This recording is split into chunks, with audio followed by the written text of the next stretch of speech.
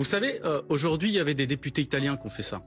Des députés italiens. Ils n'ont eu aucune sanction d'ailleurs. C'est-à-dire que dans un pays qui est gouverné par l'extrême droite, on est plus libre de défendre la Palestine qu'en France. Vous voyez à quel point notre pays est tombé bas. L'actualité majeure, comme j'en ai parlé sur ma chaîne Earth Decrypt, c'était ce qui s'est passé à Gaza. Après les bombardements à Gaza, on a eu le conflit ou l'embrouille entre David Giraud, je crois, de la LFI, et le député israélien Habib Meir. Quand ils sont venus s'invectiver à l'Assemblée nationale, comme vous verrez ou comme je mettrai le passage. Ça nous concerne. Comment vous leur donnez la parole? À qui tu parles? À toi, je te On n'a parle. pas élevé les cochons ensemble, alors respecte un peu C'est toi le cochon. T'es dans la boue du génocide. Tu sais quoi, la boue du génocide, récupérer les otages, vous n'avez pas honte.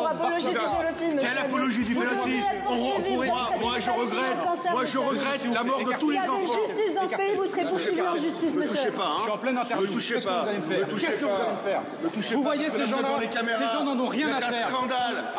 Vous faites honte à l'Assemblée nationale. Ces gens n'en ont rien à faire de la bienséance. Palestiniens dans Ces gens n'en l'Assemblée, ont vous rien à avez faire. plus limite. Ils s'en moquent. C'est bonne règle, regardez-le. Ce monsieur est un porc. Il défend un génocide depuis le début. C'est un porc. Il a dit à l'Assemblée nationale que ça n'allait pas s'arrêter depuis le début. Ce monsieur est un porc. Il fait honte à la France. Il fait honte au pays. Voilà. Et on devrait tous avoir honte d'être représentés par des gens comme ça, qui n'ont pas de cœur, qui ont un cœur à sens unique. Voilà. Nous, le 7 octobre, on a pleuré les victimes israéliennes. Ce monsieur-là ne fait qu'appuyer ce qu'il se passe en Palestine aujourd'hui, c'est-à-dire un génocide. Et si vous n'êtes pas d'accord avec le mot génocide, appelez-le comme vous voulez, mais dites que c'est une saloperie ce qui est en train de se passer. Et nous, on n'a plus que notre colère pour le dire. Ce monsieur-là est en train de bousiller. Il s'en fout la bienséance, les règles de bonne conduite. On est en interview, il arrive, il fait son cinéma, il nous pousse, etc. Voilà le vrai visage des soutiens du génocide aujourd'hui. Et je le dis avec colère, mais je vous le dis aussi, nous sommes déterminés à ne pas baisser les yeux. Ces gens-là ne nous feront jamais baisser. Moi, pour ma part, franchement, j'aurais apprécié qu'ils en viennent aux mains. Parce que j'en peux plus que ce Habib Meir là.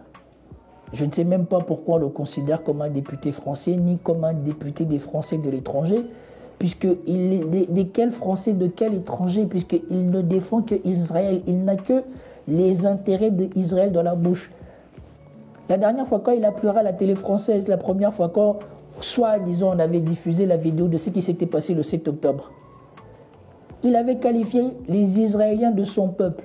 Il était loin, mais là, c'est mon peuple, c'est mes frères, les enfants, les femmes, et les chiens, c'est des barbares. Ils ont engrangé. Écoutez les paroles de la Marseillaise, c'est ça qui s'est passé. Pas les Français de son peuple, les Israéliens de son peuple. Et ça n'a même pas fait mouche chez les journalistes français. Personne ne lui a réclamé ça. Et donc là, il vient invectiver David Giraud, qui lui dit de se barrer et qui va finir par le traiter de porc. Alors que Habib Meir, quand je vous mettrai le medley de toutes les choses ignobles qu'il a dit, pour lesquelles on ne lui fait aucun reproche par les journalistes français et surtout sur les plateaux télé français. La haine d'Israël et la haine du juif, c'est l'aphrodisiaque de toutes les masses arabes. Elles sont toutes dehors, elles se retrouvent là-dedans. Vous devez comprendre que les Palestiniens prennent comme bouclier humain les femmes, les enfants, ils ont la culture de la mort. J'ai vu une mère qui a perdu 3 enfants, elle faisait des you-you en disant j'ai envie de donner les 7 autres. De voir un enfant palestinien qui meurt, et il doit sans doute en avoir certains. Parce qu'ils savent aujourd'hui le cancer qu'est cette population qui est aujourd'hui, à qui on a tout donné. Israël est sorti de la bande de Gaza. Il y a aussi des gens qui pensent aujourd'hui à la population gazaouite. Mais c'est les premières victimes. Enfin, ça va être les premières victimes. On vient reprocher à David Giraud d'avoir dit à Habib Meir que c'est un porc. Et on comprend bien, quand tu vois la scène, qu'il n'y a aucune pensée ou d'association religieuse ou d'association de chez David Giraud que Habib Meir est un juif et c'est pour cela que je le traite de porc pour le vexer. Non. Il le traite de porc à cause de sa conduite et non à cause de sa religion ou ni à cause de son appartenance ethnique. Ça nous concerne. Comment vous leur donnez la parole? À qui tu parles? À toi, je te On n'a parle. pas élevé les cochons ensemble, alors respecte un peu C'est toi le cochon. T'es dans la boue du génocide. Mais ça va déranger les médias français. Et ce que j'ai aimé, c'est le culot de David Giraud. Quand on va lui dire s'il regrette d'avoir dit ça, il va dire non. Il présente ses excuses à tous les ports de France parce qu'il n'a jamais vu un port faire ce que Habib Meyer fait. Et ça, c'est moi. David Giraud, est-ce qu'avec un peu de recul, là, en revoyant cette séquence et en prenant le temps de l'écouter, vous referiez exactement la même chose et vous rediriez surtout exactement la même chose? Bah, vous savez, non, des fois les mots vont plus haut que notre pensée. Et c'est vrai que même faut être beau joueur. Moi, je présente mes excuses à tous les cochons de France. J'en ai jamais vu un défendre un génocide. Hein. Ça, j'ai aimé. Ça, j'ai aimé qu'en France, on ait des gens qui assument leurs paroles et surtout qui ne se couchent pas devant les dictates des médias français.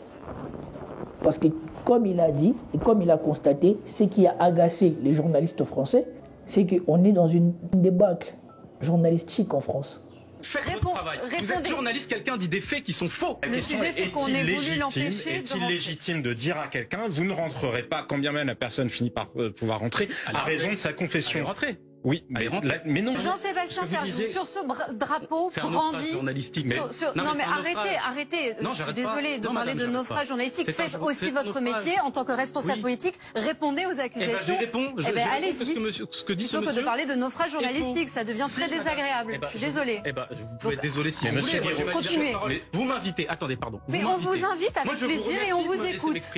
Je vous remercie de me laisser m'exprimer. Mais pardon de vous le dire, depuis 7 mois, je trouve qu'il y a un naufrage journalistique dans ce pays. Quand c'est moi, militant politique, qui n'est pas censé apporter les faits établis, y compris par la presse, sur le devant de la scène. Et que vous ne rétorquiez pas à quelqu'un qui dit des choses qui sont fausses, c'est aussi un naufrage journalistique. Prenez-le comme vous voulez, c'est pas grave. BFM TV, CNews et tous ces gens-là, les grandes gueules, les GG là, sont en train de traîner la France au dernier rang du pays sérieux. Même LCI maintenant sont plus critiques envers Israël ou envers les gens qui viennent défendre les thèses d'Israël, de Netanyahou et de ce que fait Israël, que BFM TV et tout le reste. Et ça, j'ai aimé le fait qu'il ne s'excuse pas pour avoir dit ce qu'il avait dit à Habib Meyer, et aussi le fait qu'il dise droit dans les yeux aux commentateurs qui essayaient de lui imposer de revenir sur ses paroles par rapport à Habib Meyer, de leur dire que voilà, c'est une débâcle journalistique. Parce que, comme il dit, s'il aurait dit la moitié de ce que Habib Meyer a dit, ou comme les filles l'ont fait remarquer, si David Giraud avait dit la moitié des choses que Habib Meyer a dit sur les Palestiniens, ou sur les musulmans, ou sur les Arabes, par rapport aux Israéliens, on ne dormirait plus en France. Et surtout, lui ne dormirait plus en France. Donc c'est vrai qu'animaliser la politique, c'est pas top. Mais quand j'ai quelqu'un en face de moi qui m'interrompt... là, en fait. Ah non. Pourquoi je regretterais? Quelqu'un qui parle du peuple palestinien comme étant d'un cancer. D'un cancer, madame. Quelqu'un qui, en février, lors d'une question au gouvernement sur les bombardements à Rafah, je vous rappelle que le Quai d'Orsay venait de perdre un de ses agents, qui dit en plein hémicycle, c'est pas fini. C'est pas fini. Quelqu'un qui, depuis le début, défend la logique génocidaire, parce que vous savez, avant les actes génocidaires, il y a les paroles génocidaires. Et ce monsieur se présente comme un ami de monsieur Netanyahou. Alors effectivement, il faut préciser, Meyer Habib n'est pas n'importe qui, c'est un député apparenté Les Républicains qui est très proche de Benyamin Netanyahou, qui le conseille même, semble-t-il. Il vient vous perturber alors que vous êtes en train d'échanger avec les journalistes, mais était-ce nécessaire de le traiter de porc? Puisque c'est vous qui commencez. Vous avez raison de rappeler que moi j'ai rien demandé. En fait, vous savez, je le vois quand j'arrive, je le vois derrière. Moi, je ne l'interpelle pas. Je fais une interview. Je me fais interrompre sur une interview. Il me parle de cochon. Je réponds cochon. Ça, mais je vais vous dire, c'est rien par rapport à ce qui se passe. Non, mais on va parler évidemment du reste. Mais malgré tout, c'est pas rien. Quelle image ça donne des élus de la République? Ça n'est pas rien, David Giraud. Non, mais répondez, quelle image ça donne des élus de la République? J'ai quelques doutes qu'on va parler de la suite. Parce que depuis 7 mois, c'est le même processus. Non, c'est pas vrai. On parle aussi du fond. On parle aussi de défendre mon avis. Enfin, j'ai le droit, non? Oui, mais c'est de la mauvaise foi de dire qu'on ne parle pas du reste. C'est de la mauvaise foi. Vous pouvez juger ma mauvaise foi si vous voulez. Mais permettez-moi de l'exprimer quand même, on sait jamais. Peut-être que je vais convaincre des gens. Depuis 7 mois, c'est les mêmes choses. On bondit de polémique en polémique. Et on s'attache à l'écume des choses. À l'Assemblée nationale, des noms d'oiseaux, ça arrive. J'ai été traité de chien. Vous n'en avez pas fait un sujet d'ailleurs, à l'époque. D'accord, en novembre. Donc c'est totalement anodin ce qui s'est passé dans cette salle des 4 colonnes. Deux députés qu'on est obligés de séparer parce qu'ils en viennent aux mains. Par rapport au massacre à Rafah, c'est totalement anodin, je vous le confirme. Par rapport au génocide qui est en cours, c'est totalement anodin, je vous le confirme. Et il y avait des gens en place de la République qui disaient on ne veut plus voir ces images avec un bébé qui a été décapité. D'accord? Donc on ne veut plus les voir et on se mobilise pour ça. Et je pense que c'est le fond du sujet. Il y a un rassemblement ce soir qui est organisé place de la République. Non mais attendez, il fait son happening, il vient, il joue, il perd, c'est pas grave. Parce que le drapeau palestinien à l'intérieur de l'hémicycle, c'est pas un happening? Vous savez, aujourd'hui, il y avait des députés italiens qui ont fait ça. Des députés italiens. Ils ont eu aucune sanction d'ailleurs. C'est-à-dire que dans un pays qui est gouverné par l'extrême droite, on est plus libre de défendre la Palestine qu'en France. Vous voyez à quel point notre pays il est tombé bas. Et ça vous montre où on est en France, en tout cas où va la France et pourquoi la France est en train de sombrer. Il y a plus de contestation, plus de vérité, plus d'objectivité en Israël, chez les opposants israéliens, dans les télés israéliens, dans les journaux israéliens, qu'en France, qui n'est pas leur pays. Comme a dit la chroniqueuse Charlotte, je ne sais plus comment elle s'appelle. Non mais le drapeau était brandi pour entraîner cette surréaction de toute façon. Donc évidemment, c'était fait à destination de la réaction. Moi, honnêtement, je suis affligée de bout en bout. Depuis hier, j'avais les larmes aux yeux en voyant ça. Enfin, on parle d'un conflit étranger, en fait. On parle de députés à l'Assemblée nationale qui se parlent comme des vulgaires racailles, quoi. Franchement, sur un conflit qui est étranger, c'est absolument impossible d'avoir un avis un peu mesuré.